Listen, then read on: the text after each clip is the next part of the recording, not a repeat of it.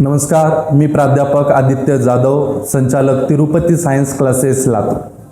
मी घेऊन आलेलो आहे खास विद्यार्थ्यांच्या सर्वांगीण विकासासाठी, विद्यार्थ्यांचा पाया मजबूत करण्यासाठी व विद्यार्थ्यांची सायन्स या विषयांची भीती दूर करण्यासाठी.